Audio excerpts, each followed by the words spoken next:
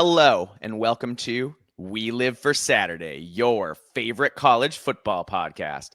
I'm your co-host, Mike, and with me, as always, is your other co-host, John. But John, this is our final preview of all 18 teams. We've done it. We've gotten to the final one, and we have a very special guest to preview our rival, the Iowa Hawkeyes, and it's Cory from the Hawkeye of the Storm.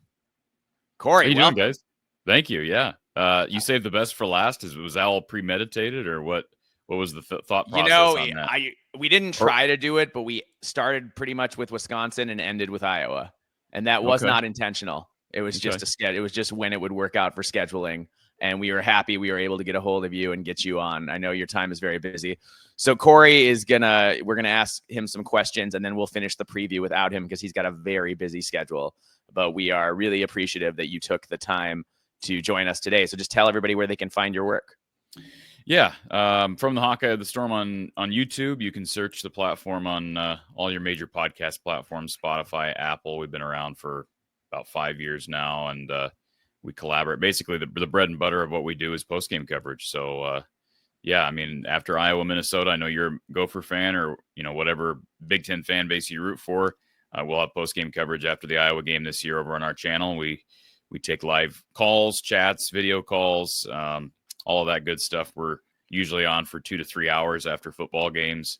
And we have Coach John Patterson with us, who is former offensive coordinator at Iowa. And then basically we do the same thing, formatted show for men's basketball, Iowa women's basketball. We've got an all Big Ten guard who happens to be from Minneapolis area, who played at Iowa, Kasheen Alexander. She joins us for post-game on the women's side. And then for men's basketball, Gary Close, who was assistant coach back in the 80s and 90s at Iowa. So it's a fun time. It's a busy time of year, as you alluded to, and it only gets busier once September rolls around. And, of course, then the 3 sports overlap in November. Yeah, you've got a lot on your plate, sir. You got a lot going on there. Somehow that happened, yeah. Yeah, somehow that happened. That's great. And what got you into the podcasting game? What made you want to podcast about Iowa? Man, I was quote unquote podcasting, not that anybody was listening, when I was like 14 years old. So that's why I always tell people, like, I just had a little microphone, one of those little pencil mics that sticks out of your old Windows. I guess it was probably Windows 10 laptop or whatever. And so, yeah, I started talking into a mic, and then got into news and sports radio actually in my hometown. Did that for a while and was out of the broadcasting realm completely. And started wife and I started a small local news website, and that kind of evolved into wanting to get back behind a microphone. And the whole YouTube thing sort of just came about. It was never like I wanted to be in front of a camera. So, when you're doing radio, you can look however you want. I remember rolling out of bed on a Saturday morning and running in because I was running late for work at 5 o'clock in the morning. And, but the viewers never knew. And now you can't do that. So, it's, I guess it's just, I've kind of went with the times, and now this is how people consume content. And the people that work with me on the Iowa side, Coach Patterson and Coach Close and Kasheen and all the other guests that we have and regular contributors, they make the show great. So yeah, it's a fun time. And I'd like to think I'm as objective as they come. Maybe that's not always the case. I'm sure there's times where because I grew up a Hawkeye fan, full disclosure. Right. But I think what makes our show unique is we have people that either played the sport or coach the sport at a high level. And then, myself, like I just call it like I see it. I try to be as objective as possible. I rip on Iowa when I feel they need to be ripped upon. I don't always pick the Hawks to win games. So I'm just trying to be authentic, and hopefully that's part of what makes the show good. Well, I'm excited to check out your postseason coverage this year, especially if we beat you. Well, you can go back. I mean, the first thing I know you're a Gopher fan. The first thing that comes to my mind. We've had a number of, unique post-game shows. But I think one of the more unique ones was the one from a couple of years ago at the Fair Catch. Just the nature of how that game ended. Yeah. The game was obviously in Kinnick. And honestly, I think we're going to look back in 20 years and say Cooper DeJean is probably one of the best players that's ever played the game at Iowa. And there've been a lot. Oh, he's fantastic. He was fantastic. It's one of the greatest individual plays. And I mean this honestly. It's one of the greatest individual plays I've ever seen at any level, in my opinion. And again, maybe I'm sure there's some bias in there, but when you go back and watch it, And I'm not going to, we don't need to get into a whole debate about was it a fair catch or not. But the reality is, I think we can all agree, nobody on the field or the sidelines thought it was a fair catch. So, like, Cooper DeJean made the play, whether he should have been waving the left arm or not. Like, he made the play, and it was unbelievable.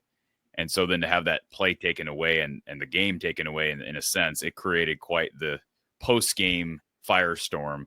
And usually the post-game firestorms are centered around late games that end at like 9 or 10 p.m. And so you've got a million drunk fans calling us. Like, that's typically the nature of of the post-game firestorms. That was a different type of firestorm. So yeah, you can go back and watch that if you're curious from the Cooper DeJean. It wasn't a fair catch, or it was a fair catch ending. We've had a lot of close and somewhat controversial finishes in Iowa, Minnesota games in recent years. It feels like there have been some weird things that happened. Yeah, like Mo Ibrahim fumbling when he's never fumbled ever before or since. Yeah, after running all over the field on Iowa that day. Or 2020 with the 3 timeouts and Kirk and PJ kind of going back and forth. I think it's pretty clear, and Kirk would never say this publicly, but I think it's pretty clear Kirk is not a fan of PJ. No. I've always said this. What? Like, there are 2 coaches in the Big Ten that Kirk doesn't like, and again, he'll probably never say it publicly, but those are PJ Fleck and James Franklin. But he's good friends with, I think, almost everybody. Even I know some people think Matt Rule's really pompous, and it was cool. I was mentioning, I recorded a thing on Saturday after the kids' day practice, and I didn't actually almost hit him, but I ran into Pat Fitzgerald at kids' day. Literally, like, he walked in front of my car and was super apologetic, but it was so weird seeing him in a Hawkeye shirt. But he and Kirk, they've always been like super close. And now they're even closer because Pat's son plays for Iowa. So, but Kirk gets along with most guys. I don't know that he gets along with PJ. It's especially funny because PJ Fleck and James Franklin are best friends. I don't know if you knew that, but they're very close. So the funny that those are the 2 that Ferentz doesn't like, and they're kind of thick as. Well, I think typically, the turtle wax feature. I think that probably unites the 2, and just their overall whatever it is. Like, they have this weird vibe that they give off. Got a lot of juice. They got juice. Yeah, that's for sure. I think it's funny though, because like the perception I think a lot of us have as Gopher fans though is that PJ actually really respects and likes Kirk and kind of fashions his some of his ideas of like what he wants to build at Minnesota of his program after what Kirk has done at Iowa. Oh, the defensive build has been very similar. So like what Iowa does and how they recruit and what kind of body types they look for at different positions. And it's like, PJ obviously has a lot of respect for Iowa. And he does, and he makes sure to say that is, quite often, I think. So it's funny. They want to run the ball, and Minnesota's actually had some pretty good tight ends here of late. I think of Brevin Spanford. I think of was it Croft? Is it Co-Croft? Am I saying Keith? Kokeef. That's such a weird name. I can never get it right. But those guys, there's some similarities. I don't want to make this about Minnesota because I know we're here to preview Iowa. No, it is not a preview. I've had discussions with people about Minnesota, and I'm not saying this because I have no animosity against Minnesota in any way. I mean, I grew up an Iowa guy and disliked Iowa State growing up. Didn't really care about Wisconsin. I hated them because they beat Iowa every year. It felt like. Although there was a stretch when I was growing up that Iowa had their number. Northwestern was always a bugaboo too. But when I went up to a game at the Barn a few years ago, and I had never been to any Minnesota event in Minneapolis, and to hear the "We Hate Iowa" chants, and I'm like, man, I'm not saying that Minnesota's little brother and Iowa's big brother. Like, I don't get into that stupid conversation, but I was surprised at some of the animosity there. And I know the rivalry goes way back, and I'm fine with it, but I was just surprised by that. So, anyways, it's an interesting one. The thing in 2020 people forgot was Kirk was upset about something. I don't know that it was PJ still trying to. I don't know what he was upset about. I'd have to go back and watch that. But Kirk basically called 3 straight timeouts. I know. Instead after the game. That said we'd keep Floyd. Yeah, we leave the time. We take Floyd and leave the timeouts here. So it's a great quote. When you get little one-liners like that from Kirk, it becomes news. Yeah, for sure. Because Kirk, he does, he chews his gum and holds it pretty close to the vest. So that's a good transition. Cory, why don't we talk about Kirk Ferentz? Because he's in a really interesting spot. Like, in some ways, the last 10 years have been some of the best of his tenure, going back to 2015 and that season and how that was, in some ways. In some ways. I mean, they were one play from the college football playoff. You're never going to hear me say that, but in some ways, yeah. Yeah. Well, and that's, you're going up against the end of that. I mean, you said the last 10 years, they were one play away from the college football playoff in 2015, 10 years ago. To me, there's a big difference between what happened 10 years ago and what's happened the last 5 years. But okay, point taken. So I mean, they've won 10 games several times. Yep. Which is really impressive anytime you can do that. But yeah, why don't you give us some of your Kirk Ferentz thoughts about where he's at in this? He's still winning, but last year, obviously, you had an easier schedule. You expected to do better than you ultimately did. You dropped a couple ugly games to UCLA and Michigan State that you probably should have won.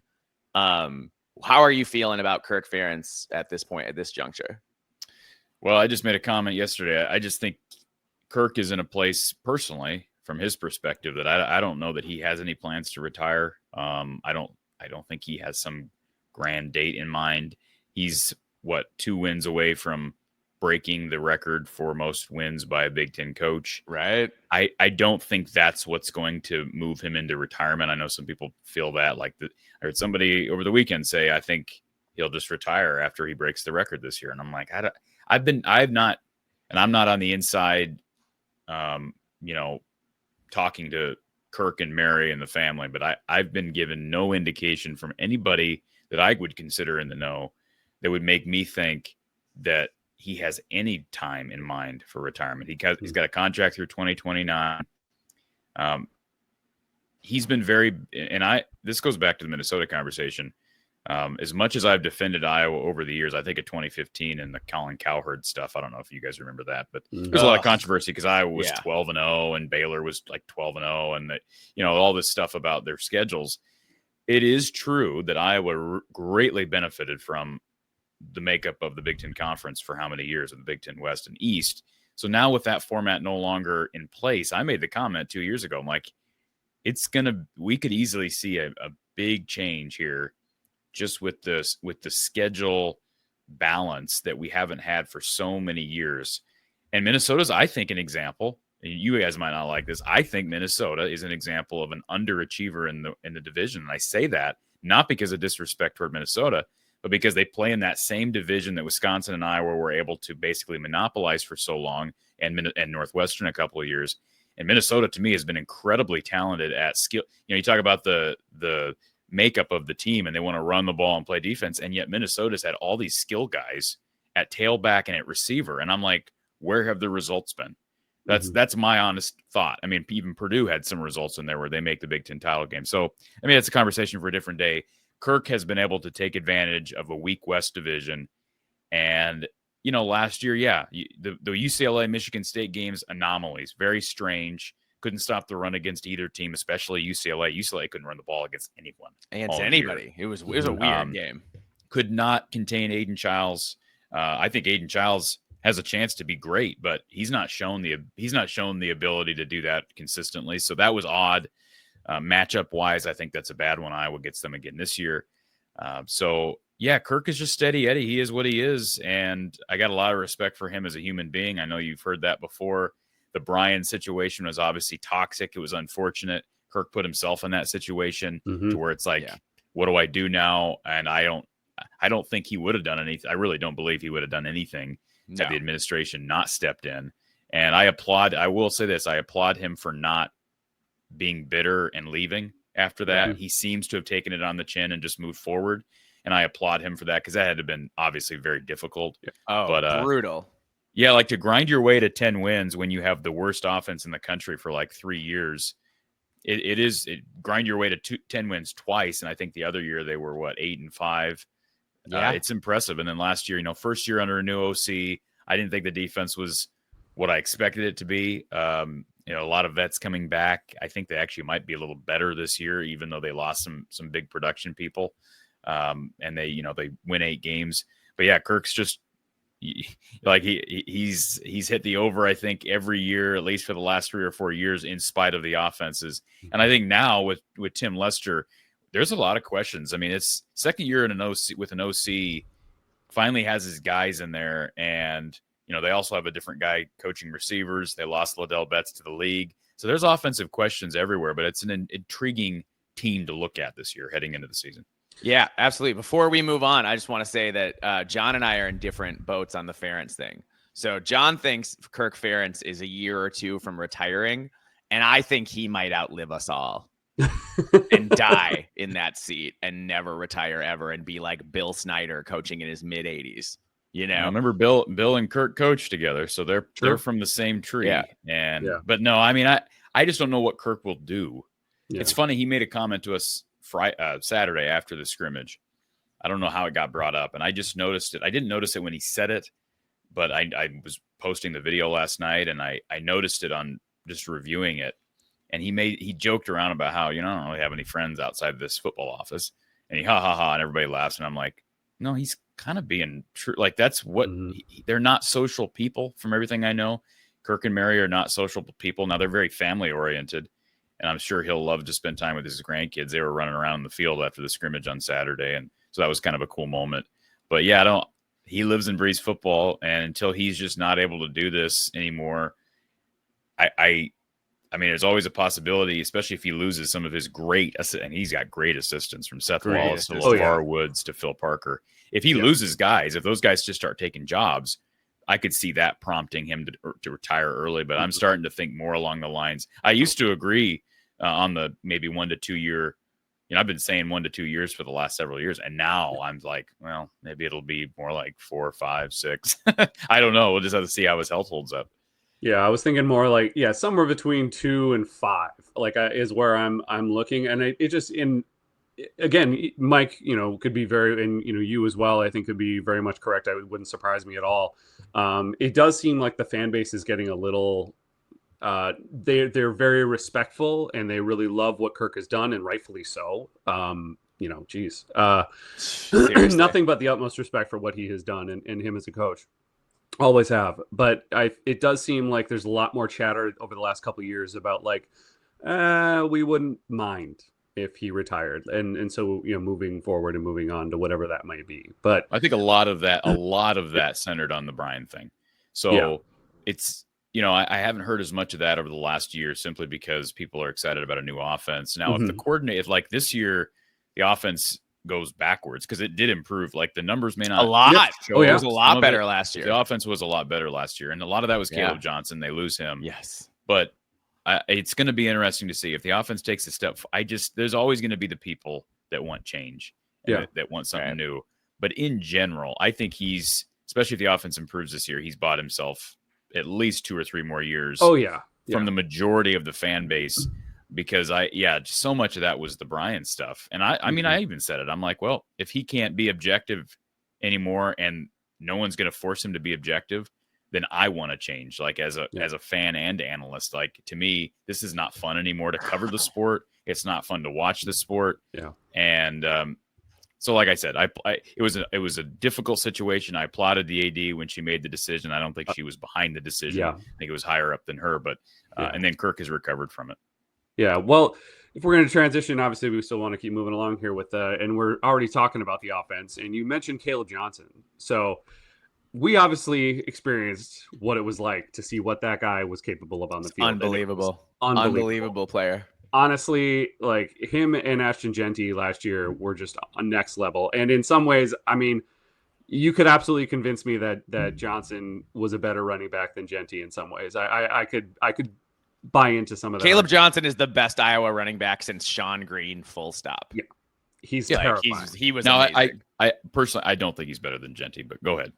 Okay. Yeah. Well, anyway, he may end up being a better. I think he may end up being a better NFL back. We'll see. That's that's like kind of my perspective, I guess. And so, but anyway, so how do you replace that kind of production? Like, I mean, that's I know you've got Jazz Patterson, you've got Kamari Malton, so there's some really good running backs coming back, but I mean, none of them are Caleb Johnson. Yeah, I mean, it's going to be by committee. I don't think there's anybody on the roster, first of all, physically, Mhm. It's very rare that you get a guy who's 6'2" and can run as fast as Caleb Johnson. And it was part of the problem with Caleb for so long. I think there was some there was some off-field stuff here and there, but then the other aspect of it was he really didn't know how to use his size. And I remember talking to Liddell Betts about this early last season when it was against Iowa State and they lost that game, but you finally started to see Caleb get his pads low, keep those legs churning. Like I remember a couple of years ago in West Lafayette, windy day, he ran for like 200 yards and everybody's excited, but it was one of the worst tackling performances I've ever seen at any level from Purdue. I don't know what was going on with that team, but I mean, like it was Caleb Johnson just finding a space and just outrunning everybody. And it was last year that we saw him, like the Nebraska run that won that game at the end of the year. We finally saw him use his size. So like it was just a matter of when that happened, when that switch flipped on. So as far as this year's concerned, they don't have somebody physically like that, like a Caleb or a Braylon Edwards, someone like that, or Braylon Allen, excuse me. But I do think they've got guys who can make that the rush offense at least above average. Yeah, you mentioned Kamari Moulton. He was actually out Saturday, dinged up. Jazz Patterson, sort of weird usage for him. I think he's been dinged up as well, but he didn't get in until the end of the scrimmage. It was kind of odd. I don't know that anybody in the media really understood what was going on there. And then Nate McNeil is a name to watch for. He's a true freshman, enrolled early. A lot of guys enrolled early, which is kind of rare for Iowa. And he was impressive on Saturday. He's got a nice burst, can put his foot in the ground, and he's bigger than you would expect a true freshman. I think he's 205, 210 somewhere. He doesn't look it, so he runs slender, but he's got some speed. So it's going to be interesting to see if he can. Running backs as true freshmen can play. It's not as hard of a position to learn right out of the gates. In this system, there's certain positions with the Shanahan offense that are going to be more difficult to learn. Right away, but him getting there early and then getting extra time because of some guys being hurt. TJ Washington's also hurt. He's a guy who's probably going to get some snaps at tailback this year. So I think the run game will take a step back. I've said that several times now. How much of a step back, I don't know, but I'm hesitant to say this because I've never really seen it at Iowa, but I do believe there will be times where Iowa will have to open up the run game with the pass. Yeah. And I don't know how effective, I think pass pro is maybe the biggest question of anywhere on the offensive side of the ball is can they buy Gronowski time? Because the problem is if the offensive line is not good, okay, you're not going to be able to run the ball effectively. So can we pass to open up the run? Well, if you're not giving Mark Gronowski time to go through his progressions, certainly if your line is breaking down enough where you're risking the health of your QB, and Iowa's had plenty of problems at that position health-wise in recent years anyways, then the whole offense is a question mark. But if they can protect Mark Gronowski, I think he's good enough and they have better receiver. They're going to have better receiver play, and they're certainly deeper at both of those positions to have times, even when they're struggling on the ground, to open things up through the air. It's interesting you say that because John and I have been thinking that this Iowa O-line looks great. Yeah. I mean, 3 starters back, some good depth. It seems like a vintage Kirk Ferentz offensive line. Are you not feeling the same way? Well, I mean, vintage. So I always go back and forth with people. So vintage Iowa offensive line. So Kirk is an offensive line guy. They produce offensive line talent that goes to the NFL. But if you look at the numbers, more often than not, they don't run the football effectively. That's just the reality. There's this perception that they are this dominant rushing team, but if you look at the numbers, more often than not, they don't run the ball well. 2021, they couldn't run the football. 2022, they couldn't run the football. 2023, they couldn't run the football. Even like 2020 during the COVID year, that was the one thing they did well. It was really odd. They had horrible quarterback play, but they ran the ball really well. Last year, ran the ball pretty well. Couldn't protect Cade McNamara or whoever was taking snaps at quarterback. So, again, new system, new OC. I got a lot of respect for George Barnett, the offensive line coach, and I have a lot of respect for Kirk Ferentz's acumen as a line coach, but I'm just going by history. I think, again, I don't know that they'll be below average. I still have hope that they can be good, but they lost their left tackle. They lost a draft pick in Connor Colby as a guard. So they got to figure out, left tackle is obviously most important position as far as protecting your quarterback. they got to figure out who's playing that position. They moved a lot of guys around on Saturday.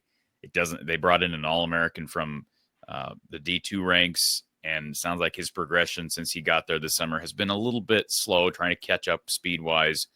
So, I mean, yeah, if they figure that out and the line is like, I have hopes that it's what you guys think it's going to be, and that, like, if that happens, they can run the ball well, and then you're like, everything opens up at that point because they're going to be better at receiver, better at quarterback too. Well, you mentioned Gronowski, and you talked a little bit about the wide receivers here, and obviously the quarterback situation and the wide receiver positions have been questionable over the last few years. And so, what can you tell us about Gronowski coming in here? I know there's a lot of hype around him. I think rightfully so. But who's he throwing to? Like, who do you expect to be, a really dependable target for him? I'm originally from the Dakotas. I'm from Fargo, so I'm familiar with Gronowski. I watched him play several games over the years. He's really impressive. Mm-hmm. Yeah, he's a dude. I mean, the fear from a lot of people outside the program heading into summer was like he missed spring because he had some shoulder issue that he had to have cleaned up.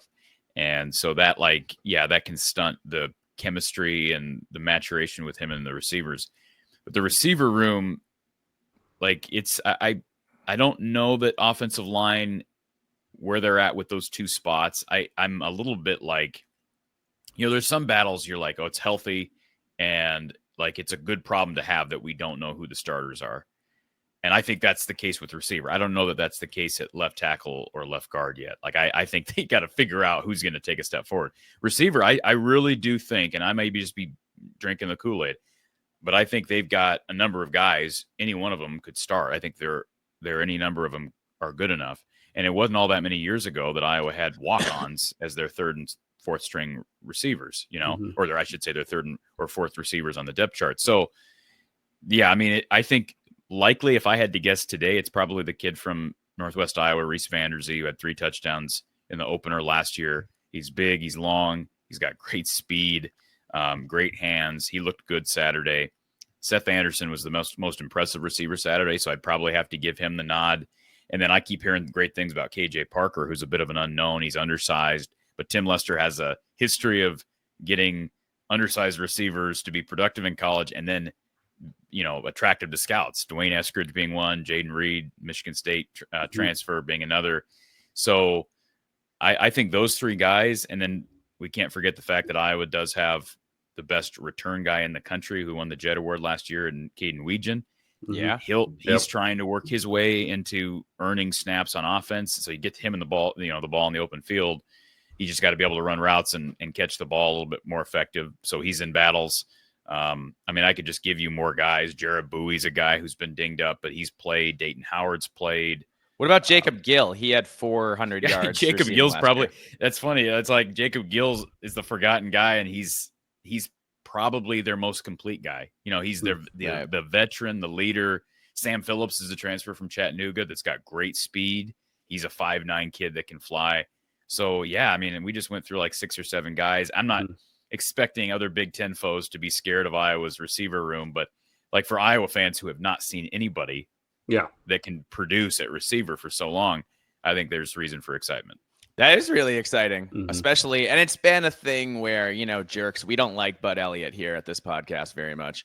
And I know he went on the thing he would say every year, Iowa recruits receiver at a MAC level. And I'd be like, I mean, there haven't been the results there necessarily, but that's seemed always pretty hyperbolic to me. Well, I mean, I don't think I'll say this. I don't think it's a coincidence. I mean, I don't know that you can debate this. There's no coincidence there that all of a sudden Iowa looks deeper at quarterback and receiver than they have in at least a decade. And it's a year and a half, 2 years removed from the firing of your quarterback's coach and your receivers coach. Yeah, no, that's a good point. For what you may. You got new coaches, you got new personnel, and that's the way it's got to be when things aren't working out. Yeah, the Gronowski thing, he's just really good. And I mean, honestly, when's the last time Iowa had a true dual threat quarterback? Brad Banks? I mean it's been a while. It's been a while, and Gronowski can really he's a freight train. He can run the ball. He could be a number in the running game, and I feel like that's going to open up the Iowa running backs. So Brendan Sullivan was never the cemented starter. So, Right. but he could run last year. Yes. And CJ Beathard could run. And Yeah. I don't know, Yes. Mark may be a bit better as far as running than CJ, but I still wouldn't consider Mark dual threat. I think of dual threat as like Robert Griffin III, Taquan Roberson, that style of. So he's not that, but he is natural running the ball, and he's got a build that he can be on third down. He can become a running back. It's a big dude. He is a big guy. So you don't want him taking a pounding out there because his health is going to be important. But I'll tell you, the quarterback competition looks healthy. Hank Brown came over from Auburn, and Hank has started some games. I think he started like 4 games at Auburn. So to have him as a backup, and then they got the kid from Wake Forest, Jeremy Hecklinski, who came over with Warren Ruggiero, who is former offensive coordinator for the Demon Deacons, and they were really good for a stretch under his leadership. So they've got depth in that room as well. And so we got to see it on the field first. And certainly Albany's not going to show us anything. It's just going to be nice to get their feet wet. That game in Ames, that's when it gets real, because that's a game, man. That's Iowa State's going to be good this year. That rivalry is great. So that will be the one where a lot of these questions get answered. Right. For sure. And then I guess, but I know we don't have that much time left, but before you go, I'd love to talk just a little bit of defense. Sure. With Phil Parker, in charge, expectations are always high because the performance is always high. I mean, the man, he won the Broyles Award a couple of years ago for the nation's best assistant. He was very much deserved. How do you feel about this edition of the Hawkeye defense? Friend of the pod, Scooby, is convinced your corners aren't as good as usual. But are they? But I don't know. I feel like Iowa's always got D-backs. Like, I feel like Kirk Ferentz is like, oh, you need a handful of D-backs? Here's 4 more, So it feels like you always have those guys. Scooby believes what? He believes that the defense the as a whole is... No, the cornerbacks specifically the cornerbacks aren't as good as usual. Yeah, I mean, that's probably right now, that's the perceived weakness. And I say perceived. I mean, I think it probably is the weakness. I just hesitate a little bit because I've always had a lot of faith in Phil. Mm-hmm. And Phil, that's what fall camp's for. And Phil did have several guys that are working at corner right now that played last year. TJ Hall struggled at times. Deshaun Lee struggled mightily at times. Jalen Watson's a young up-and-comer, but played at times last year. So, like, I'm like, well, if anybody's going to figure it out, it's going to be Phil Parker's unit. And he's coaching those DBs, so that's the unit he works with. I think he'd be really good at safety. I think Xavier Williams, running back, Xavier Wampa will probably have his best year. He needs to have his best year if he wants to make it to the league, former 5-star kid. And Cohen Entringer, to me, is your breakout candidate. Just the fact that he got sent to media day when he had never really started officially for Iowa. He gets sent to media day with 2 other veterans. That says a lot about how his teammates and his coaches view him. And the dude is just like exudes confidence. Had a pick 6 Saturday on Gronowski, actually, on a screen pass. Who is that? I think he's going to have a big year. Cohen Entringer. So he's the kid. Yeah. He's the kid that everybody saw 2 years ago in the Big Ten championship game that ran the kick returner down after failing to make a tackle. Runs 99 yards to make a tackle at like the 1. And it was like, wow, all the coaches are like, this is across the country, everybody's pointing it out. Like, this is the type of effort that you want to exude. So now he's finally the guy at safety with Quinn Schulte graduating. So I think they're going to be like linebacker. They lose Higgins. They lose Jackson. They are going to be better collectively on defense this year. I believe that because I think they're going to be much better up front. Aaron Graves is back as a senior. Max Llewellyn is back as an edge guy. I think he's got a chance to be really, really good. He's got the spin move down. I asked him that Friday. I'm like, have you developed anything other than the spin move? He's like, well, that's what this offseason has been about. He's got that move down. He's got to figure out some other ways to get home. Ethan Hurkett's back. They bring in Bryce Hawthorne, who, speaking of South Dakota State, teammates with Gronowski up there, played a lot as a underclassman and now is bigger, is stronger, is quicker. He's probably going to start alongside Graves. They bring in some depth from Jonah Pace, who's a graduate from Central Michigan. He'll play. They got plenty of dudes. I think that defensive line's got an opportunity. And they get Yosei Epinesa, the younger brother of AJ.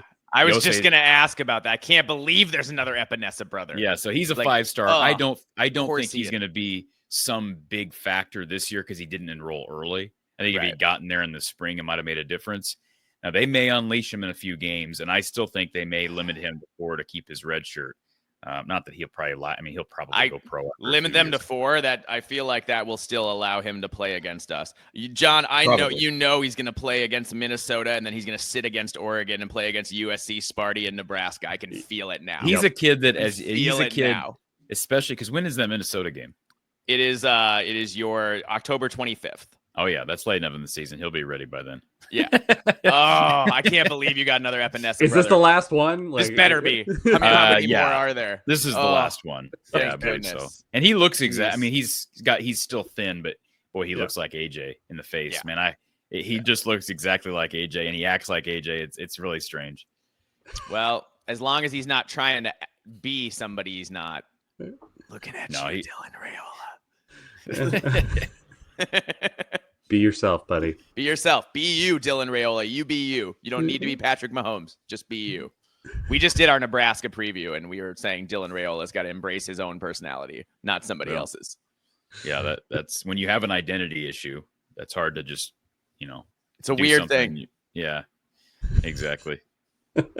Well, this has been awesome. Thank you so much for your insight. Oh, and I just want to say once again, you have the best specialist in the country. So I was going to say, I hate you for that. I wanted to ask you why you haven't brought up special teams. I think they got the best kicker in the country. That's why. Yeah, I think they got the best kicker in the country, and they have one of the best punters in the country, and they have the best return guy in the country. Officially, I mean, I know that sounds like being a homer. Well, he won the Jet Award last year, so Kirk Ferentz grows these guys in a lab. I swear to God.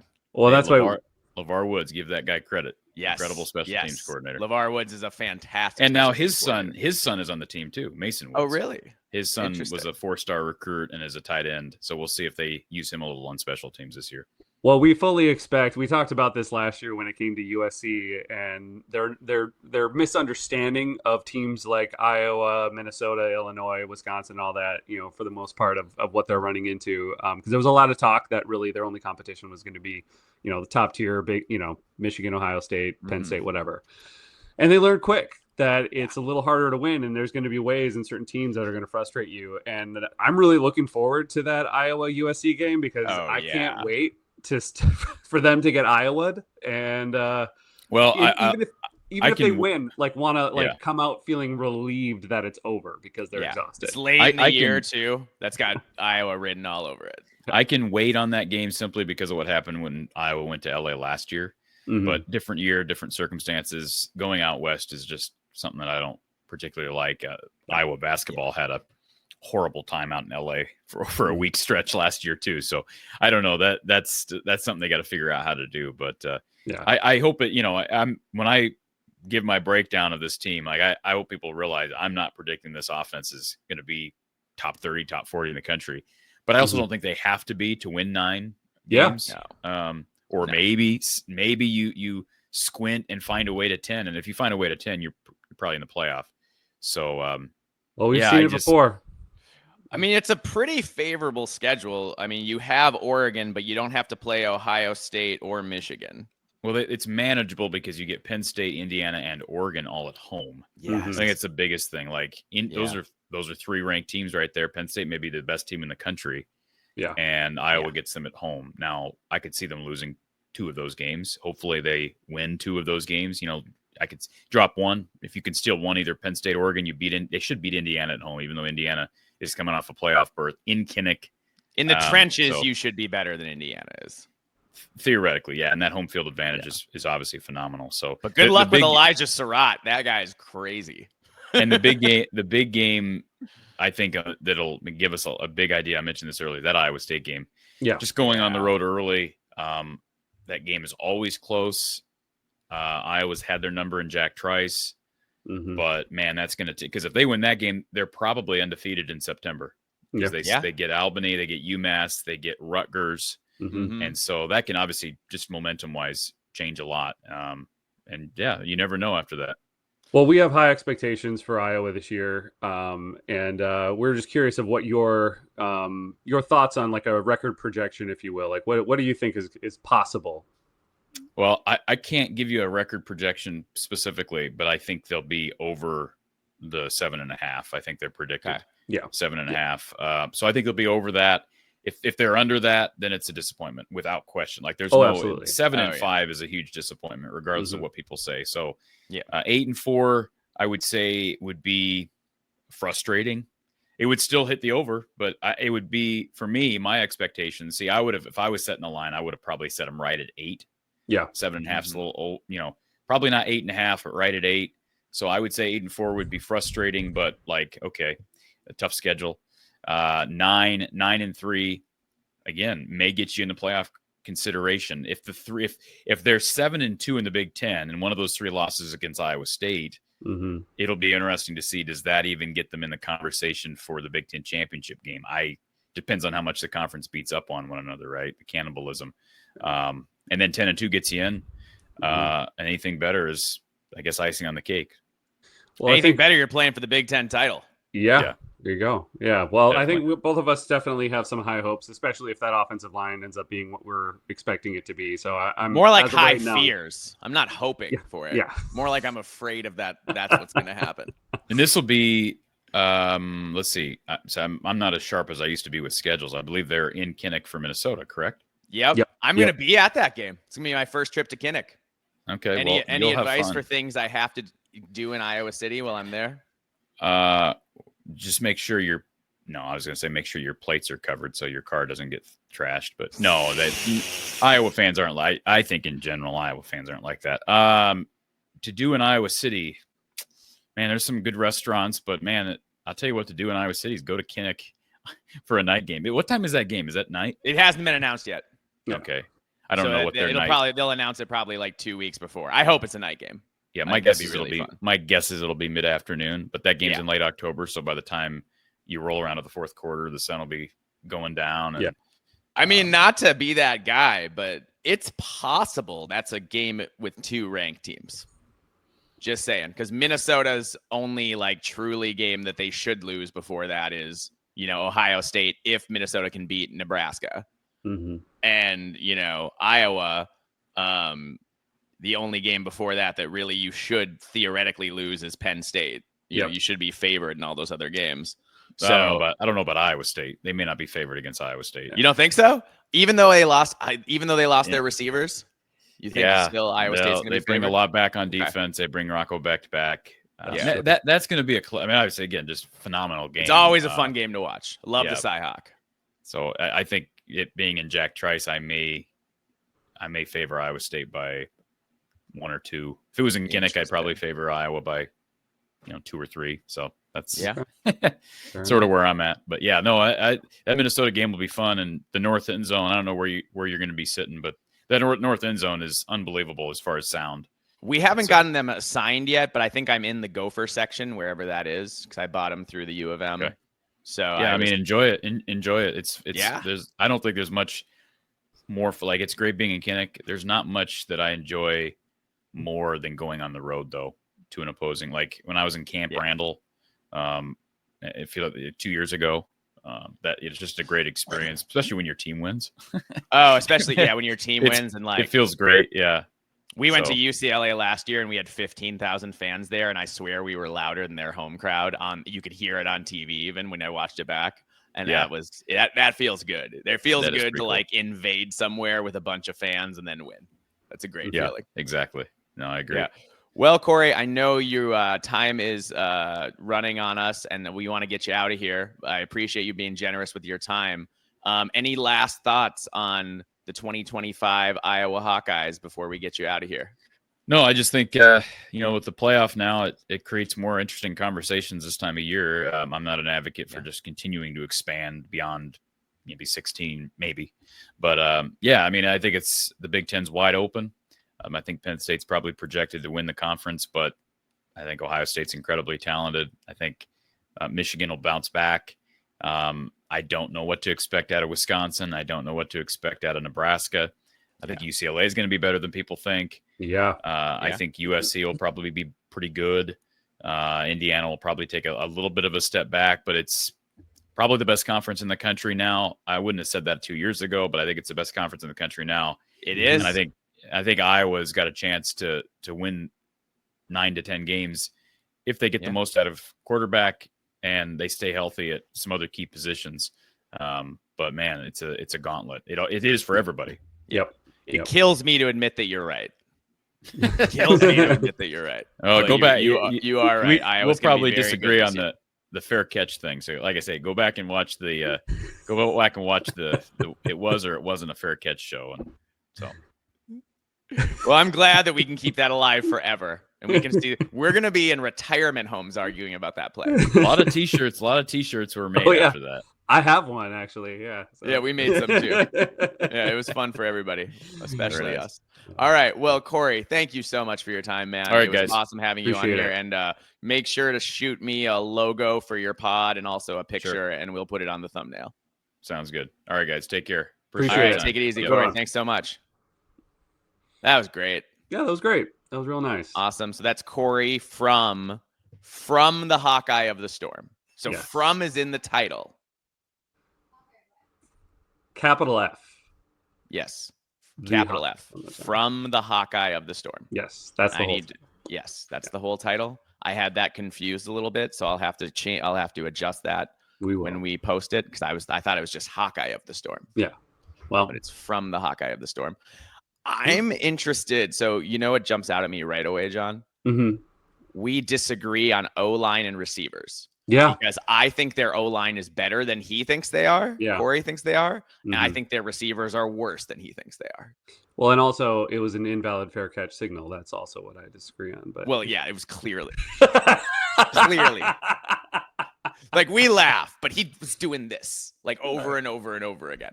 Like, come on, Hawkeye fans. Like, let it go. But to get back to the point, yes, I'm with you as well. I don't. Again, yes, of course, could somebody emerge from that wide receiver room? Sure. Could Van Der Zee be the guy that we keep hearing about, and could Gill, continue to grow? It's a possibility, but like I feel like as of right now, there's just more. There's no reason not to have more faith, in my opinion, as an outsider from the Iowa Hawkeye program, to not have more faith in the offensive line than the wide receiver group at this point. We have not seen any wide receiver in how long? When was the last time that they had a wide receiver of note? That Marvin McNutt. That was like really 15 years ago. Yeah. It's been a long time since they've had like a wide receiver who scared you. Yeah. I get nervous when people talk about, well, we've got 6 guys at wide receiver. Yeah. Do you have any? Mm-hmm. Because like I'm a firm believer if you have 6 guys at wide receiver that you don't necessarily have any guys at wide receiver. It's possible. Because like the guys who are the guys should stick out. You should be able to tell who they are. Mm-hmm. Unless it's like a USC or Ohio State situation, which this is not. And I know that we didn't talk about tight end group because I feel like, we didn't need to because, of course, they're going to have a really... Iowa's always great. They've got Addison Estrenga back. They're going to be great. He'll be great. Yeah. But, yeah, I thought that was a little strange, too. Obviously, we'll see. He clearly has been involved in the program for a long time. So maybe he's right and maybe we're off. He could be. I mean, he really likes Reese Van Der Zee and Seth Anderson, which is interesting because I thought Jacob Gill would be the guy. Well, but think about it too. If he's right about the offensive line, well, then what does it matter? Even if those wide receivers are, better. Like right. If the pass pro isn't as good as the run pro, that's not good. No. Yeah. So, but I just think they're gonna figure it out. I do too. That's just it, man. Like I guess and we obviously have our own trauma, when it comes to the Iowa Hawkeyes and Kirk Ferentz, and we have you as a Gopher fan, you'd be stupid to doubt Kirk Ferentz at any point in time ever. And you just can't take it for granted. So I think you and I are both on the same page that I think they're going to be better than what he seems to be expecting. Maybe he's trying to set the expectations a little low. But I don't know, man. I'm seeing nine wins on this season for them at least. If they beat Iowa State and Indiana, they could make the college football playoff. Yeah. Like they're going to lose to Penn State probably, but like and they're probably going to lose to Oregon. But both of those games are at home. Yeah. They're going to have a shot. You know what I mean? And Iowa always plays Penn State real tough in Kinnick, man. And they're not going to lose to Rutgers, and they're not going to lose to Sparty again. Like, I don't believe for a second they're going to lose to Sparty 2 years in a row. They're going to have that one circled and be all over that. Anyway, any other, I guess we kind of talked about a lot of stuff. Do you have any other offensive things you want to bring up?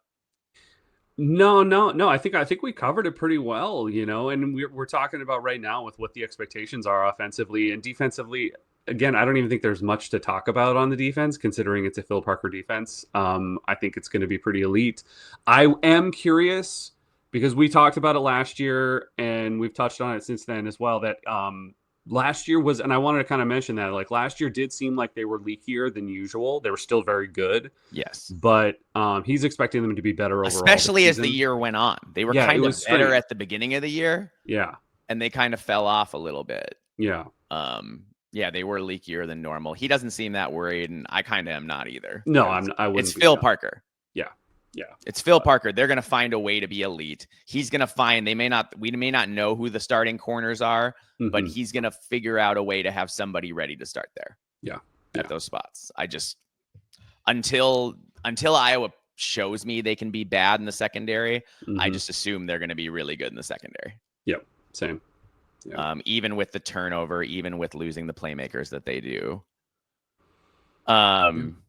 Yeah, I think Tim Lester has been a big upgrade at offensive coordinator. He was a quarterback himself, was a longtime head coach at Western Michigan and all that kind of stuff.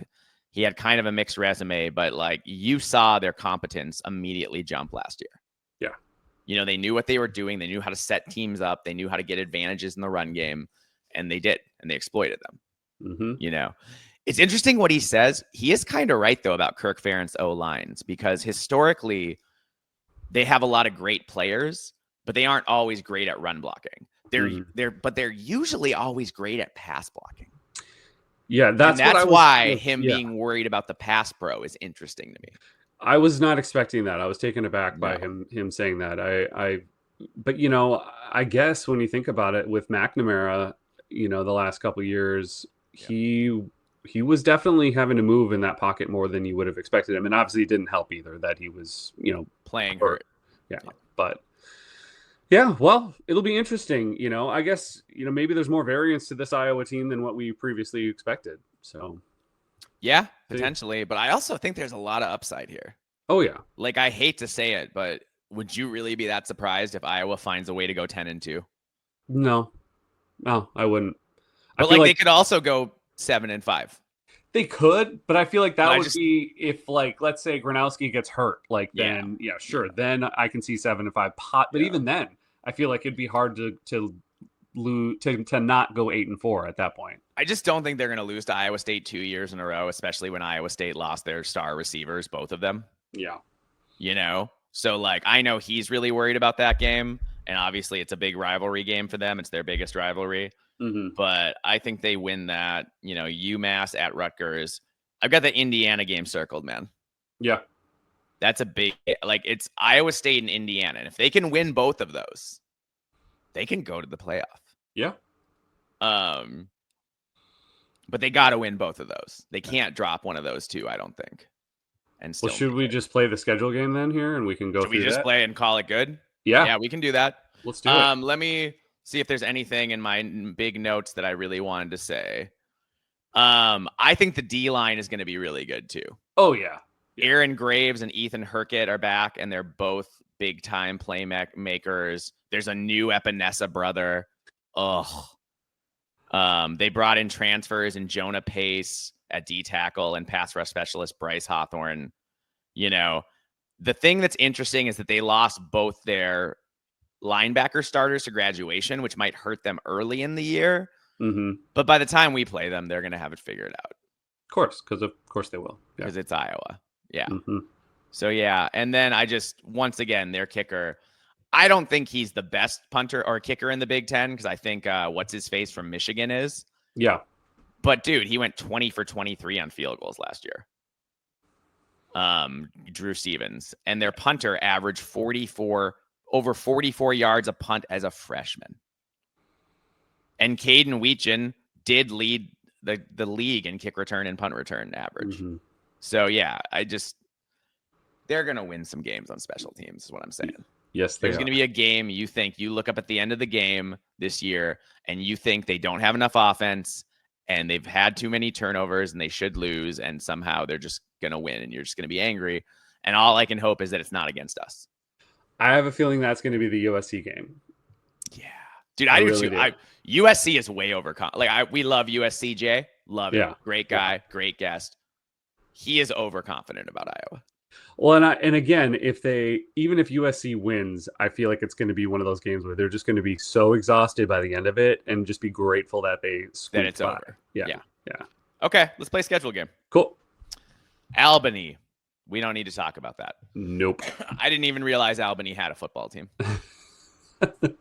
At Iowa State, I mean, he's right. Rocco Becht is back. He's right that, Matt Campbell has that program humming. They're dangerous. I like Iowa here, though. I just think that without those big-time receivers, I think the Iowa State offense is a lot more questionable. And I think with that awesome offensive line, I think Iowa's going to be able to run the ball. And if Iowa can run the ball and they have Mark Gronowski, and I do think, I know Cory doesn't see him as a dual threat. I see him as a dual threat. Yeah. And he's a number in the run game that they have to account for him. And that means they can't just sell out to stop the running backs. And that's going to open things up this year. Yeah, no, I mean, no, is he Robert Griffin III? Of course not. I wouldn't put him in that category, but he's mobile enough that he is always going to be dangerous. The poor man's Tim Tebow, though. Yeah. He's a battering ram. Yeah. So he definitely needs to be accounted for. I agree. I think that it adds a little bit more of a different wrinkle than what they're used to having. And I think that, I guess I would call it a coin flip game, but I got to be leaning Iowa as well. I'm leaning Iowa, yeah. Indiana, man, is fascinating because Indiana definitely has better skill players, better quarterback, better receivers. I would even say Indiana probably has better defensive backs, maybe, with D'Angelo Pons as, the best probably defensive back on either team. Aiden Fisher is a playmaker. They got Mikhail Kamara. But at the same time, I just feel like the depth for Indiana isn't as good up front as it is for Iowa. Yeah. So that's a game. I know Indiana fans are thinking that's going to be a cakewalk. That's not going to be a cakewalk. That's going to be a tough game. And I feel like that's a coin flip right now. I don't know if I can pick a winner Indiana, Iowa right now. No, I'm with you on that. Again, Indiana is just a team that isn't used to playing Iowa as much as we have. So I don't think they understand precisely what to expect. So yeah. I'm with you. I would say that's more of a coin flip, but UMass, Rutgers win for Iowa, Indiana. Yeah. Rutgers is basically a worse version of Iowa. Yeah. They're basically a less talented version of Iowa with what they do. So I do think, Iowa wins there, beat UMass. So coin flip against Indiana. So they're either 5-0 or 4-1. Yep. When they go to play Wisconsin for that terrible trophy that nobody cares about. People care about the game. They care about the rivalry between Iowa and Wisconsin, but nobody cares about that trophy, man. And you would think that the two teams that have played as long as they have, that there would be something real. Yeah, that and especially the Big Ten shouldn't have had to make a trophy for them for this game. That's ridiculous. And the Big Ten should never make a trophy for any game. No, they shouldn't. Trophies are supposed to be organic. Yeah, and so I'm surprised. Honestly, I'm a little surprised that there wasn't already a trophy, unless there's history I'm just unaware of. But I know we've done the research on that, and I didn't find anything. So, but yeah, honestly, man, I just don't have a good feeling about Wisconsin. I know that they can be competitive in this game. Yes, because it's a rivalry. They will. And it's at Camp Randall. But I just think Iowa's the superior team. Yeah, I don't think Luke Fickell has the depth to go toe to toe and pound against Iowa and win. Yeah. And Luke Fickell wants to pound the ball this year to win. I just think Iowa's deeper and more talented at this point. Yeah, same. In a couple of years, year or two, maybe that's different as Wisconsin gets to be more mature under Luke Fickell. But right now, I just don't think they're there yet. Yep. So that's a win. So we'll say 5-1, 6-0, and then they got to play Penn State. I mean, I've been on record a million times. I think Penn State's going to win the national title. They have Drew Aller. They have the best pair of running backs in the Big Ten. They have the best offensive line in the Big Ten. They brought in a bunch of receivers who can play, and that defense should be second to none. And oh, by the way, they have the best coordinators in the Big Ten. Yeah. So I don't think Iowa, maybe it's close for a half. Yeah. But I don't think Iowa's right now got the horses out wide to go toe to toe with Penn State. I agree. Then the Hawkeyes host the Gophers.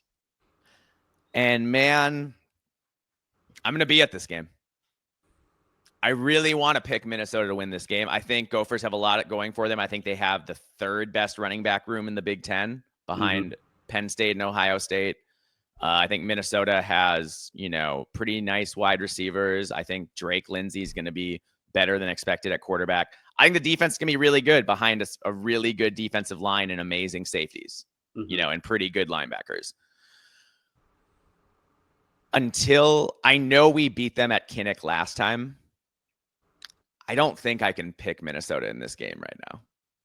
Maybe by the time we play it, I'll have more confidence, but it kills me. And Goldie is getting mad at me on my t-shirt. He's like, what do you mean? But this is one I've got Minnesota winning 8-9 games, but this is one of the games I have Minnesota losing. Same. Yeah. I hate to say it, but I agree. Kills me to say it. I think it's going to be close and hard fought as it always is, but yes. Yeah. Yeah. But if we do win, I'm rushing Kinnick Field. I don't care if anybody else joins me. I'm going to go out to the middle on the 50-yard line, put my hands in the air, and do a Johnny Drama victory. Yeah. Just call it out.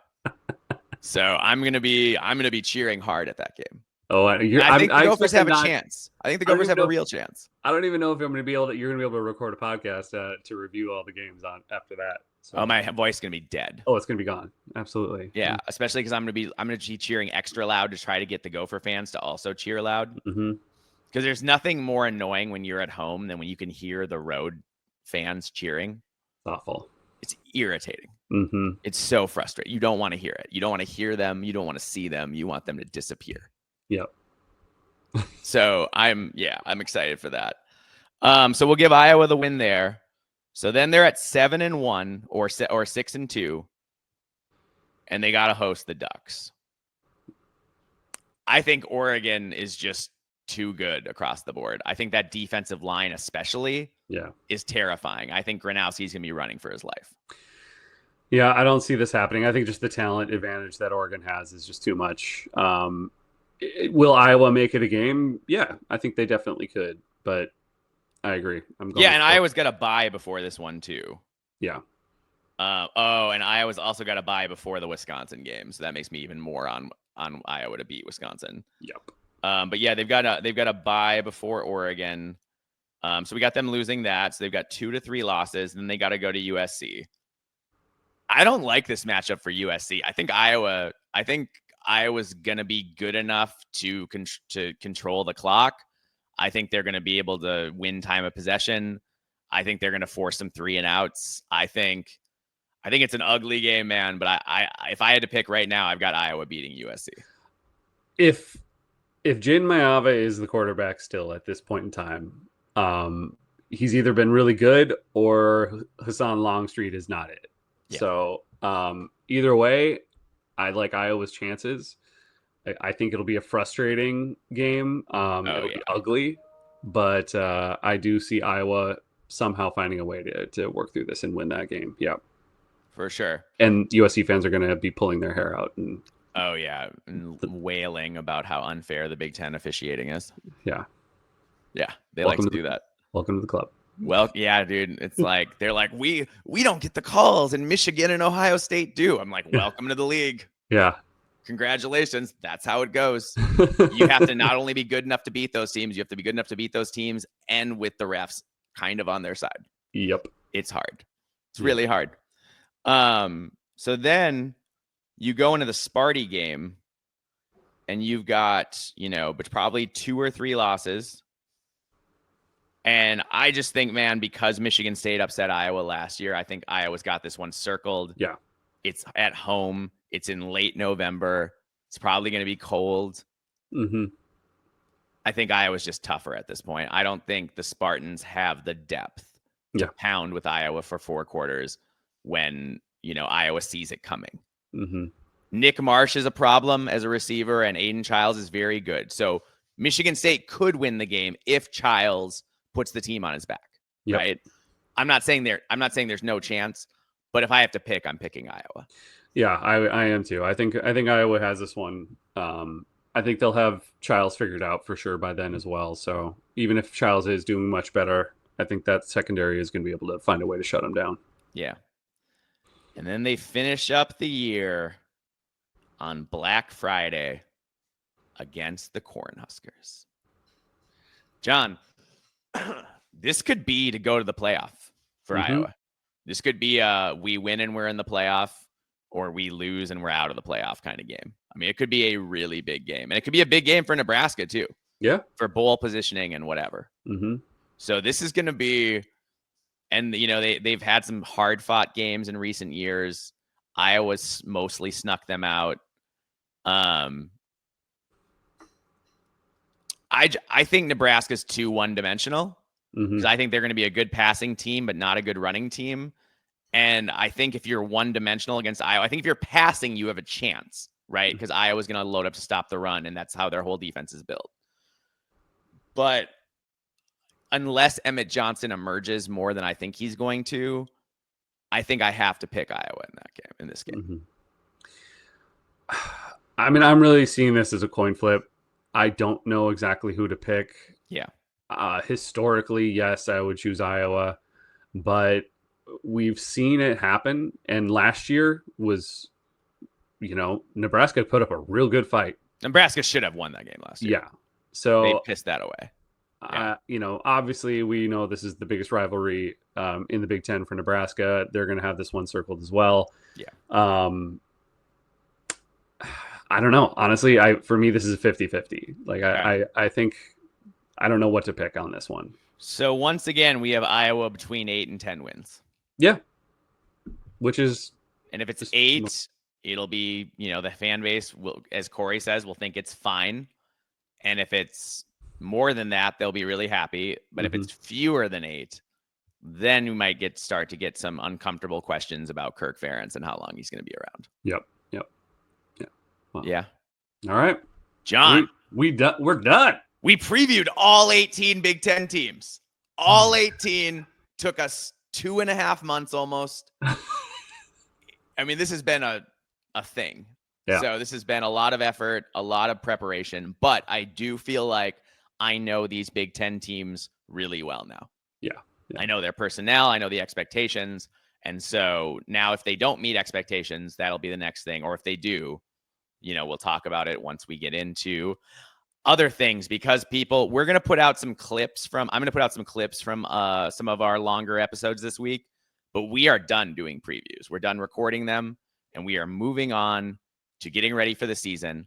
And on this coming Friday, we're going to have an awesome podcast. We've got a great guest coming on from the Group of 5 Hive, and we're going to talk about the biggest Big Ten versus Group of 5 games in this non-conference season. That's exciting. Yeah, it'll be great. Talk about actual games, man. Yeah, just games. No more previews. No more. I need to learn. I need to memorize depth charts. No, we can let it all go and get into live in the now. Love it. Get ready. Talk about what's going on in fall camp. Talk about what the new dude. I'm so psyched. Yeah. Like, I'm glad we did all these previews, but I'm psyched that we are done with previews. Same. Yeah. It's a lot of work, man. A lot of work. Yeah. A lot of work getting ready for these. Yeah. Because right. we love you out there listening to us. We appreciate you, and that's why we put in this work. Absolutely. Well, we hope you guys all enjoyed it. And it's not like we're done here until the season. We've got more content coming around. But oh yeah. And all of those previews, obviously, they're evergreen. So please go take a look, listen to all of them, listen to your team, whatever, share them. That would be fantastic. So if you want to find We Live for Saturday, you can find us on YouTube, Spotify, Apple Podcast, and Podcast Addict. You can find us on Twitter at We Live for B1GSat. You can find Mike at Alibaba26. You can find me, John, at Norwegian Gopher, and you can email us, We Live for Saturday, b1g@gmail.com. Please follow, like, subscribe, tweet, retweet, all that kind of stuff, especially here on YouTube. We would really love if you would do that. It really helps us out. So yeah, and we've got a lot of new subscribers on YouTube, so welcome. Yeah. Thank you for subscribing, and we hope you'll enjoy all of our Big Ten content. As we always say, we cover all 18 Big Ten teams, not just the helmet schools. Yes. So we're covering everybody in depth because the whole league matters because we all play the games. Exactly. And that's what decides things. And you might say, I don't care about Rutgers, but there's going to be a game where if Rutgers wins, it helps you, or Rutgers loses, it hurts you. And, All that stuff gets into it. So all these teams matter to your team. And I'm just excited we were able to bring 18 team previews to you all. That's a very exciting that we did that. Well, and as was discussed by our there's no easy game in the Big Ten. The floor has risen significantly. Every team is a threat, no matter what week it is, no matter who you even Purdue will come get some people this year. Yes, Purdue's going to get somebody this year. Yeah, Maryland's probably going to get somebody this year. I don't know who, but they're going to get somebody. They got USC last year. Yes, and most people thought they had no right to win that game, but they did. So. It's just what we like to do. We want to treat each team fairly and equally as much as possible. So here we are. Yeah. Glad to have you on. All right. Well, thank you for listening to all of our previews. If you have made it through any of our team previews, you are my hero. So thank you for doing that. Appreciate all of you for listening. And we will see you on Friday with a non-preview talking about actual football that's going to be played in just a couple weeks. All right, everybody. Thanks so much for listening, and we will see you in the next one.